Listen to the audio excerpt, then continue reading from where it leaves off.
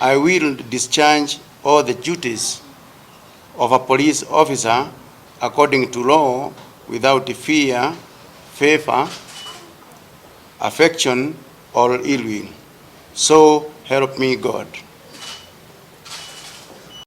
I am confident that the performance of your duties, as you perform them, you will also observe the rule of law, functioning within the dictates of the Constitution.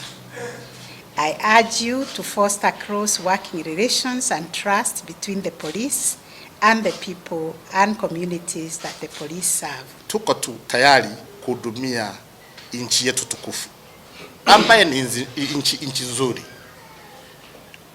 DIG ambaye ni commander wa Kenya Police Service sau ameapa atahudumia nchi yetu bila uoga. Or policewoman.